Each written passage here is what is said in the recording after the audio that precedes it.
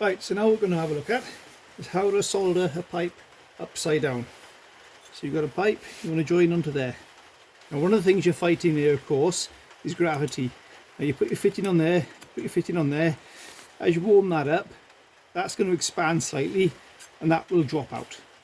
Sends you on the twist when it happens, but there's a little trick to show you what to do with that.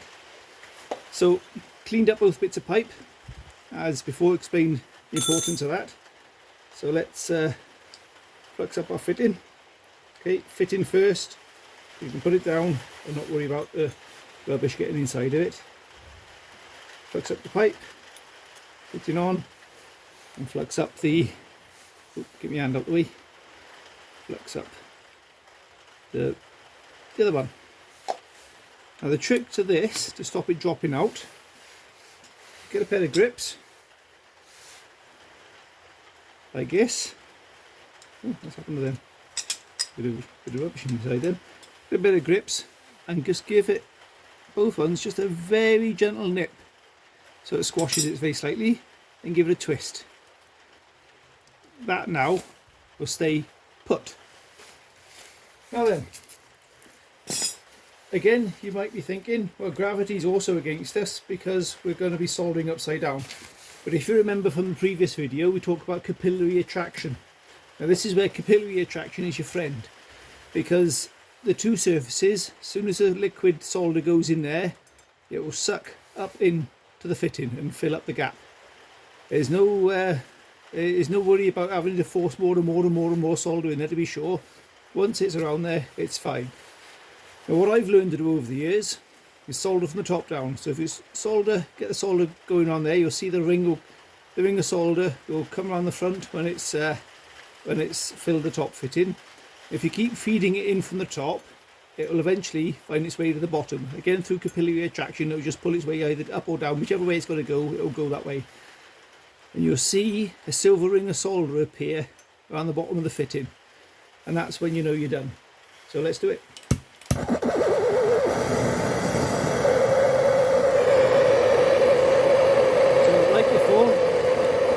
Warm the fitting up from one side if you can. If you can get to the back end, even better.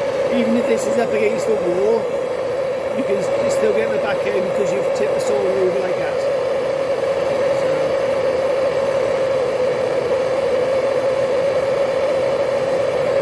It's just starting to go in now. So you see how the solder ring comes up shiny your way around. We know that fitting is nice and full. So as we keep going, feeding in from the top, the solder will find its way to the bottom, as it has now. And there we have, we just get the camera closer, you see the solder has come all the way around. Now by the time it's got to the bottom like that, it will have filled the fitting up. So there's no need to keep feeding in from underneath and pouring it in, so you've got snobs and snobs and snobs of solder falling down the pipe. This, and get it to focus on the pipe. Come on, focus. And pull back a bit, so it's just white it out now. This, hopefully you can see that, has soldered all the way around the fitting. And that's how you do an upside down fitting. It's, camera balance is all over the place now. There we go. So again, no magic with it. It's just that capillary attraction is where your friend is with this. There you go. Brilliant. Hope that's helpful. Okay, so that's how you do a vertical fitting, or upside down fitting if you like. The trick is allowing the capillary attraction to do the job. I'm likely to get comments possibly saying, oh, that's the wrong way of doing it because you got to feed it in from the bottom and blah blah blah. Well, I've been doing this for a while now, and I'm not, don't get me wrong, I'm not boasting here, it's not my nature, but I get very few leaks, and that's simply because of experience. Many years of doing the same thing over and over again, and in my experience that works. Feeding the solder in from the top of the fitting until you see that the silver ring of solder appear at the bottom of the fitting. And if you're not sure, you can let it run a little bit, just to run a bit of a snob out of it a little bit. But you're just wasting solder, to be honest, and it's not the most attractive way of doing it. So it will work. So try it, a bit of experience with it, of course, a bit of practice before you go in and do it on your house is probably worth doing first. And what you can even do for your own gain of confidence, do a couple like that first, then cut across the pipe.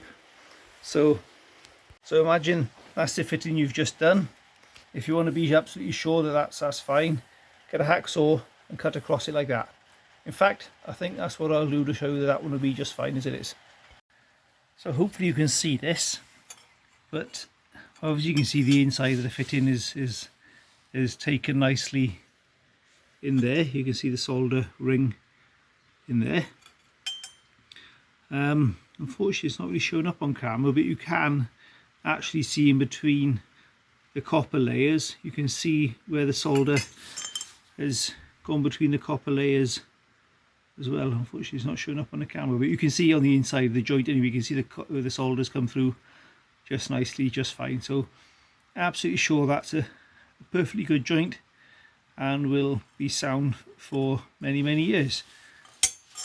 So there we go. Upside down soldering is not nearly as scary as you might think it is. So if you cut it open like that, just to give yourself confidence and practice, you can see that you can cut the fitting open and check for yourself. You see the solder's gone through, and I can guarantee you that it will have done if you do what I showed you there. But it'll give yourself confidence that it does work before you go working on your own house, and so you don't have to worry about it. When you come to pressuring up your systems or whatever you're working on, put a bit of pressure in and turn the pressure off. So say it's on a cold water main, you're putting an outside tap in, for example. Turn your stop tap on, then turn it back off again, then go and check your joint. Just to be sure, don't turn it on and leave it on, because if you do have a leak, it's going to continue to leak. If you turn it on and then turn it off again, and there's no water, or another way to do it is turn it on, pressure it up, turn it off, go to your outside tap after a few minutes. If there's no leak around your joint, that's good. Go to your outside tap, open it up. It should still be pressurized with air. So let the water through to the tap. Then again, turn the pressure on, turn it off, go and check. Of course, I'm doing this. I don't have time to do that on site. I just turn it on and go and check. But 30 years have given me confidence to know that my joints will be 99.99% of the time will be good. I very rarely get leaks. But that's, like I said, I'm not boasting. It's just years of doing it and years of confidence. So, and the more you do, the more confidence you'll get, and you'll be confident to go on and do bigger and greater projects. So all the best with your DIY projects. Again, I can't stress enough, please don't play with gas. It's just not worth losing your life, and even worse, losing your life with your family. So play with water by all means, but please don't play with gas. Yeah, all the best with your projects.